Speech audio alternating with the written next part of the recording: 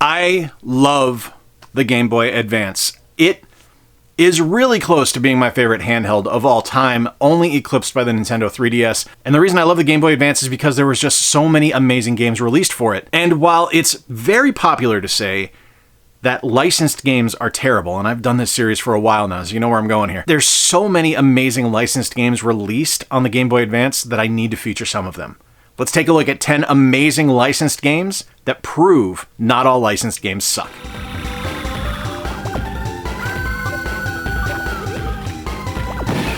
So when I think of licensed games on the Game Boy Advance, one of the absolute epitome of just brilliance on the system, the first thing that comes to mind for me is Astro Boy, The Omega Factor. This is such a perfect example of what can be done with a spectacular license like Astro Boy, with an amazing developer like Treasure, when it is treated with reverence and treated with respect. This isn't shovelware. This is one of the best platforming beat-em-ups ever made. The game is spectacular. The action in the game is non-stop. There are a ton of different powers that you're able to use for Astro Boy. It feels like the anime come to life. And that's even before we get to the look of the game, because the look is just spectacular.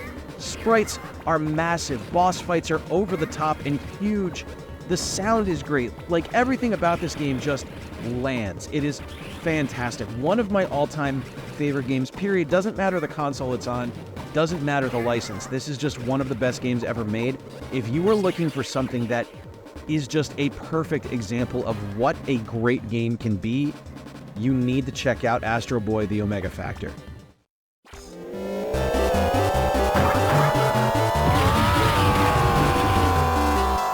Here's one that completely flew under my radar because, I'll be honest with you, I am not the target audience. I am not a huge Nicktoons fan. I don't really care for most of them outside of, like, Ren and Stimpy. Maybe every once in a while SpongeBob, but I gotta be in a particular mindset to really enjoy that stuff. But this game here, Nicktoons Racing on the GBA, fantastic title. Wonderful racing game. Nails the kart dynamic. It feels perfect. It's really hard, in my opinion, to make a solid mascot racing game that doesn't just feel like a reskinned Super Mario Kart. And this one does it. The tracks are brilliantly designed. The game is really fun. The power-ups are interesting. The characters are fun to play as, and the look of the game is really great.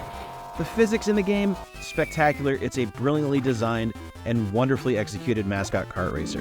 Nicktoons Racing is legit.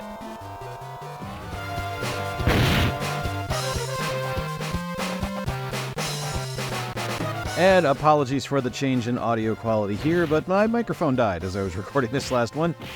But if you've been on the channel for any amount of time, you know that I am a pro wrestling fan. I am also a fan of Ultimate Muscle. I love the GameCube version. I love the PS2 version.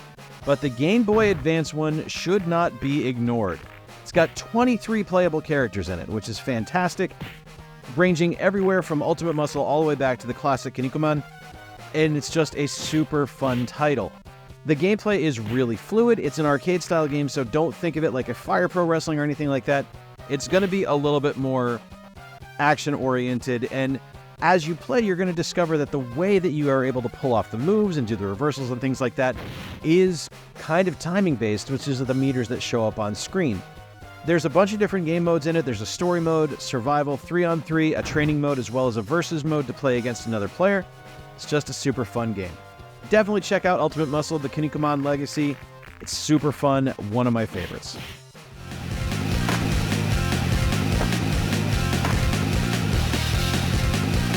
I was going back and forth between including this one on here because while it is technically a licensed game, it's not the kind of licensed game that everyone thinks about. But because it's so good, and it is one of the best versions of this game on any console, any platform, I need to have it on here. This, of course, is Tony Hawk's Pro Skater 3, and don't let how bad I'm performing fool you. The game is great. I'm just not good at it, and that lends itself to every version of Tony Hawk Pro Skater ever made. I suck at them. I love them. I'm just not good at them. This game, though, just does something kind of magical with the Game Boy Advance. Like, I didn't expect this to perform nearly as well as it does. The physics in the game are fantastic. The look is really good. The sound, I mean, the sound is probably the worst aspect of it, I'm going to be honest with you, but the gameplay itself is something where you're going to keep coming back and going to keep playing it because it just feels like Tony Hawk Pro Skater. It's not as full-featured as the ones on the home console, it's not as good-looking as the ones on the home console, but I'll be damned if it isn't just as much fun.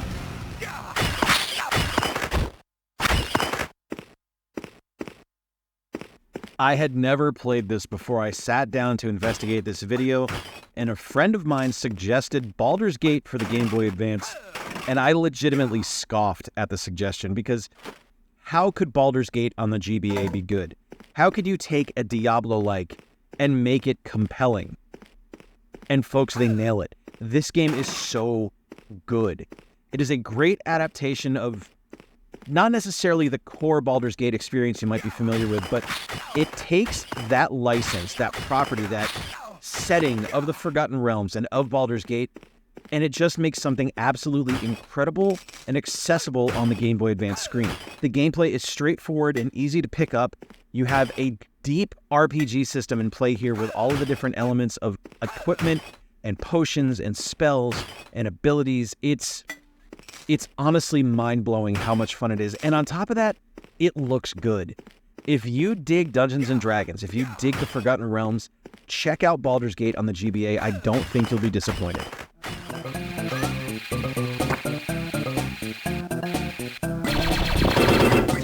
Lilo and Stitch 2 Hamsterville Havoc is so much fun.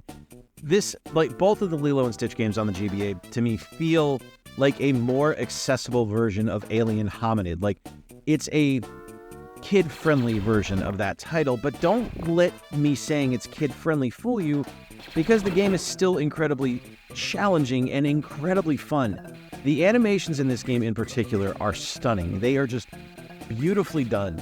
The characters move and feel fluid. They move like they're a cartoon, and that's really hard to achieve in a lot of cases on a GBA, or at least it's something that's frequently sacrificed on the GBA. But Climax Studios nailed it for Lilo and Stitch, the first one and the second one. Both are fantastic, but we're talking about the second one here. I just really adore this game. I think it plays brilliantly well. It's one that I had tracked down for a while looking for a good price on it, and I found it this year at the Midwest Gaming Classic, and I'm so happy that I picked it up because both of the games are fantastic. I personally prefer the second one. I just think it's a little more polished than the first one, but you can't go wrong with either of them.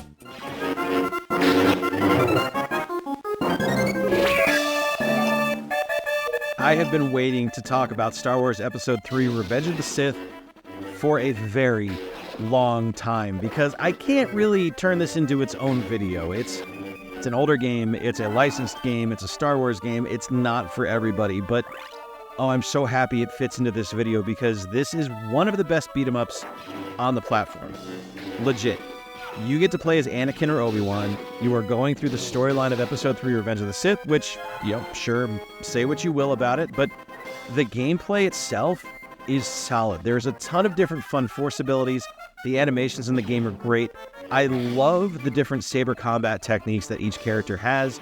Being able to deflect shots, attacking someone backwards, like stabbing the lightsaber backwards through one of the battle droids, is just brilliant. It feels like Episode 3 come to life. Better than any home console version ever did because they were all terrible. This one is the one you need to play.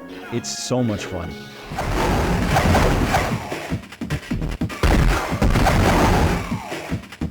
One of my favorite surprises ever shipped to me from Video Games Monthly is Fantastic Four Flame On. When I got this, I legitimately said, you know what, I'll just show you. Fantastic Four Flame On. I am willing to bet money this is going to be atrocious because it's based on atrocious Fantastic Four movies, but let's find out how it is. Sometimes these games can surprise us.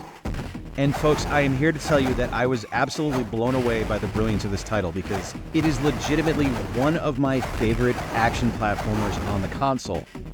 This is developed by Taurus Games, who also developed the absolutely fantastic Invincible Iron Man, which I have suggested and recommended ad nauseum on this channel, so I'm not going to be doing it in this video, but they develop great licensed titles. Like, if I'm looking at their entire list of, things that they have made, it's almost exclusively licensed games.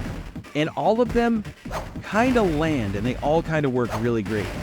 This one in particular takes the Fantastic Four license and puts you in the role of the Human Torch. This was played by Chris Evans in the film, and it feels like that character. Like, they make it feel right. You feel like you're playing as the Chris Evans version of Johnny Storm. It's just fantastic. The action is great, the look is fantastic, the gameplay is wonderful. Legitimately one of my favorite surprises on the GBA, and it's dirt cheap. You should absolutely pick this one up.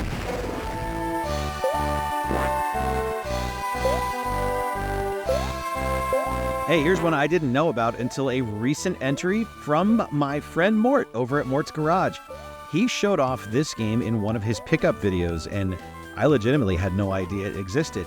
This is Disney's Magical Quest 3 starring Mickey and Donald. Now, if you have played any of the Mickey and Donald games in the past, you know that there's a high pedigree to live up to here, and this game crushes it.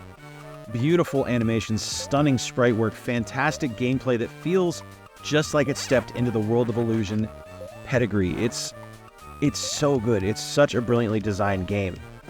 It's well paced. It's not too fast. It's not too slow. It's just kind of methodically laid out to just be enjoyable. And it's something that I think a lot of people, honestly, maybe not overlooked. I just legit wasn't aware it existed. And I would wager that a lot of folks are in the same boat. If you haven't played this one, you should absolutely check it out, because to me, the Disney games, and specifically games in the World of Illusion, Land of Illusion, Castle of Illusion series, are the best ones. And this one feels like just a natural progression of that, and it's fantastic on the GBA.